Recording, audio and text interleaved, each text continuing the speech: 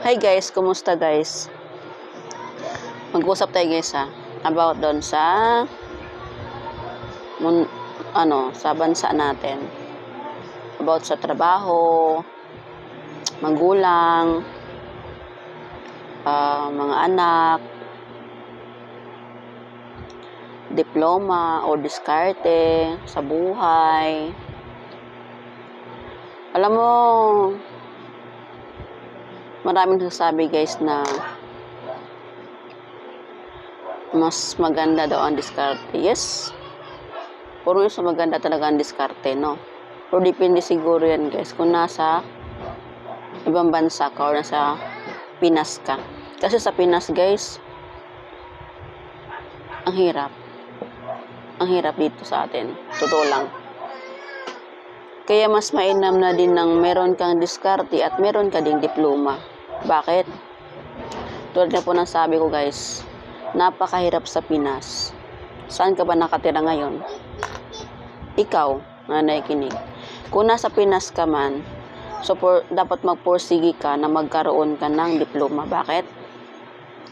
Simpleng pag-apply lang guys sa pagiging cashier.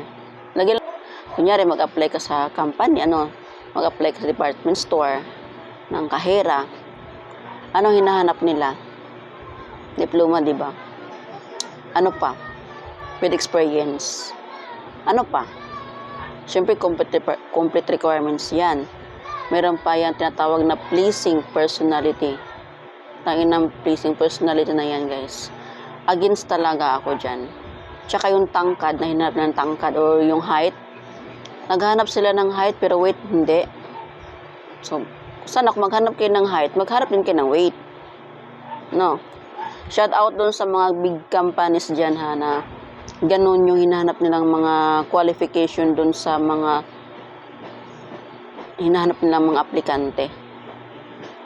So, sana isipin naman nila na nasa Pinas tayo, guys. So, kung consider din natin yun na hindi talaga tayo pinagpala sa tangkad.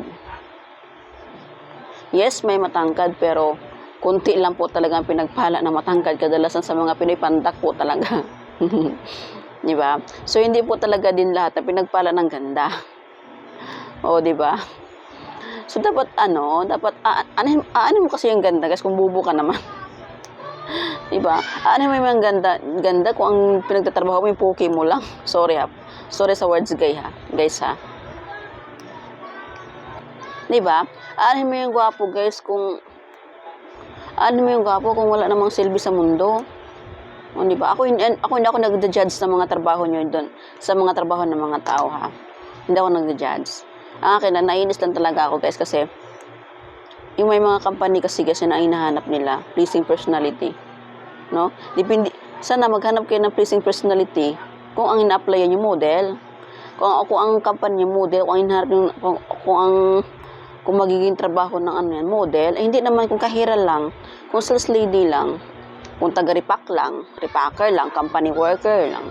So, wag naman yung hanapan ng pleasing personality. Wag yun namang hanapan ng tangkad. Grabe naman kayo. Diba? Hindi naman po yan magbabasketball sa loob. Walang basketball court sa loob, guys. No. Kasi ako dati, nag-apply ako ng trabaho, hindi ako tanggap. Alam mo bakit? Nanapan ako ng, guys, maliban sa pleasing personality, wala na ako doon, pleasing personality, wala na ako noon. Yung tangkad pati. Nang yung tangkad eh. Pandak ako eh. Oh, pero proud ako dun, guys. Kahit pandak ako, proud ako doon. Kahit gitong mukha ko, kahit may balat ako guys, proud ako dyan. Diba? Maganda ako para sa asawa ko. Ako walang prinsesa doon kay mister ko. Yan. So, proud to say my forever. Okay? So, yun. Yun ang sinasabi ko, napakahirap sa Pinas. Kaya, kung papipiliin man ako guys, diploma or diskarte, wala akong pipiliin sa dalawa. Wala akong pipiliin na kina-considered, pero piliin ko po yung dalawa. Wala akong kumbaga favoritismo lang ganon. So importante ang dalawa guys. Kung bakit? Kasi nasa Pinas nga po tayo. Pero kung ikaw nasa ibang bansa ka nakatira, Pilipino ka nga, pero sa ibang bansa ka. So, di piliin mo ang diskarte. Diba?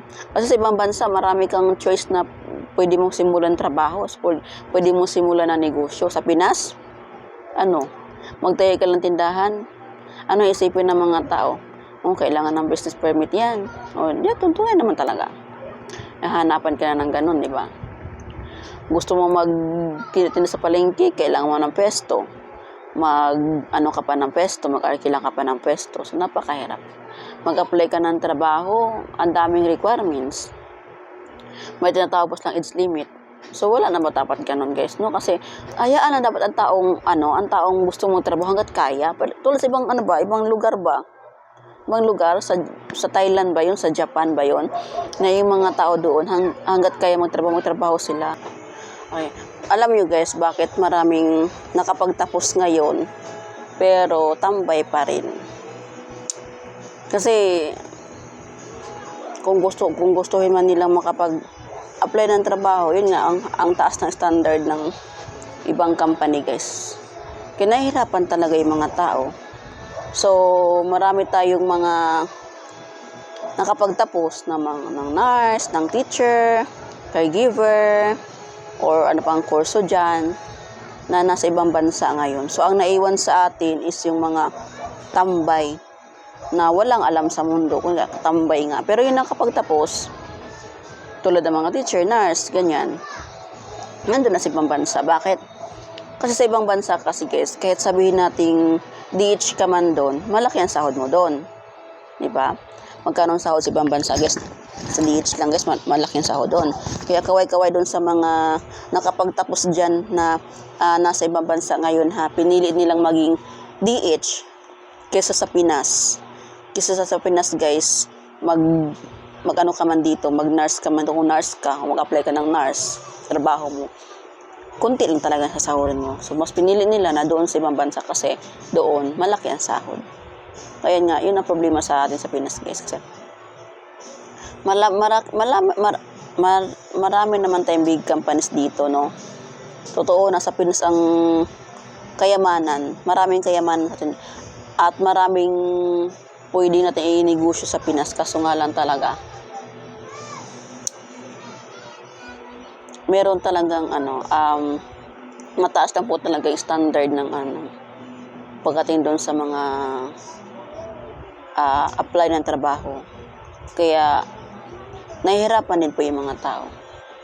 Kaya ang gagawin nila, ibang bansa na lang. Makipagsapalaran na sa ibang bansa. So yung mga galing natin doktor, mga galing na mga teachers, wala na. Nandun na sa ibang bansa. Yung mga naiwan, na lang yung mga siguro hindi nakapagpasa ng board exam, yung mga pilit na lang na magtrabaho ng ganun. Kasi wala na yung mga galing natin, nandun na sa ibang bansa. So, marami tayong mga kababayan na nakapagtapos naman talaga. So, ngayon tambay sila. Kasi, mag-apply ka ng trabaho, napakaraming chichiburichi. Meron pa tinatawag nilang exam. Ang hirap ng exam, guys. Totoo lang. Nung ako nag-apply trabaho, guys, ang sobrang hirap na exam. Alam mo yung memorize mo lahat. Dadala pa ako ng notebook, guys, at saka ballpen. Every training namin, dadala pa ako ng ballpen tsaka notebook. May memorize pa kami, guys. Memorize pa kami ng back-to-back na hindi naman nagagamit ng tanginang na yan. Sabi ko, nandun ako sa production, nung start na akong trabaho, sabi ko, nasaan dito yung pinag-aralan ko nung training pa kami? Wala naman dito. Tunay naman kasi, guys. Ngayon, training mo, yung minimemorize mo na, makikita mo doon, pero masasabi mo talaga na doon ka matututo pag actual na talaga. Pero, maganda rin yung may training ka. Para din naman sa'yo yun. Pero matatawa ka na lang kasi expected mo na kasi yung tinitraining mo nandun, yun ang mo, pero hindi pala siya. So, sa trabaho, doon mo talaga matutunan yung actual, isasalang ka na talaga sa trabaho in-applyan mo. Ayun yun. So,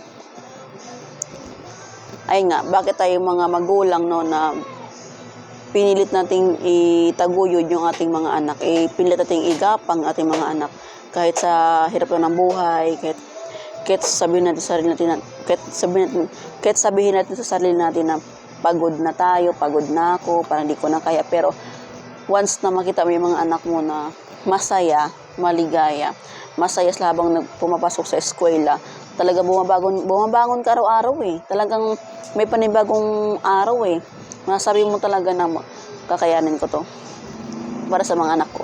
Bakit? Kasi nga po guys, nasa Pinas tayo guys. Pagdating ng araw, mawala man na yung mga magulang natin sa mundo, or tayo or ako bilang magulang ng mga anak ko. Yun lang taging mapag-iwanan sa kanila yung aral, yung natapos ko sila guys, hindi mananakaw yun. Hindi mananakaw yun. So, magiging habang buhay lang dadala yun. O, di ba? So, yun. Siguro kung ikaw magulang na sa ibang bansa ka rin, o ng mga anak mo na sa ibang bansa ka rin, so, hindi mo isipin yun. Pero kung ikaw nasa Pinas ka lang, so isipin mo talaga yun na mas gusto mo na magka-diploma ang anak mo. Kasi nga, ayun nga. Kadalasan ngayon, pag mag-apply ka ng trabaho kay tindera, hahanapan ka ng diploma. Oo, hahanapan ka ng diploma, pero wala kang beneficiary, wala kang SSS, wala kang pag-ibig, or wala kang PhilHealth. May kakilala ko dyan guys, sana, kaibigan ko na nag-apply siya ng trabaho, tindera, hinahanap pa siya ng diploma guys, pero nalaman ko na wala silang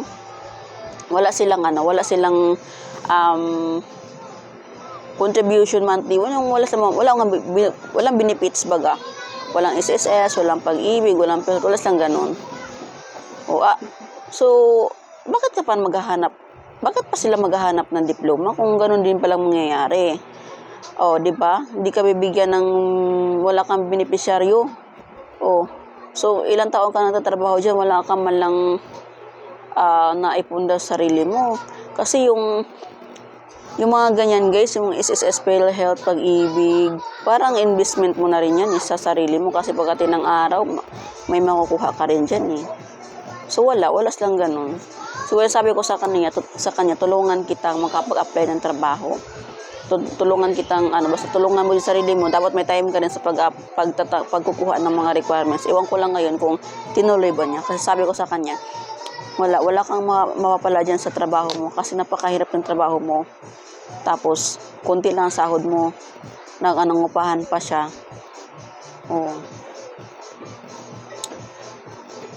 Diba guys? So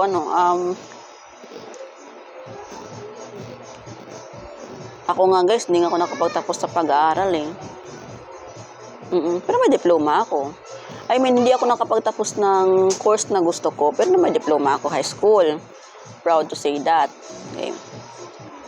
At pinipilit namin ng mister ko na igapang yung mga anak namin sa kailang pag-aaral. Kahit hirap na talaga guys. Kahit hirap kami, talagang ginagapang namin sila. Alam ko naman na kayong mga magulang, habang nakikinig kayo sa mga sinasabi ko, alam kong nahihirapan din kayo. Ayaw nyo lang talaga ipahalata sa mga anak nyo. Kasi yung mga anak nyo, kayo din ang kalakasan. At tayong mga magulang, ang kalakasan din natin yung mga anak natin. Tama, di ba? So, kung mapiliin man ako, diploma o diskarte, both. Pares ng dalawa, guys. Kasi para sa akin, importante ang meron ka sa dalawa.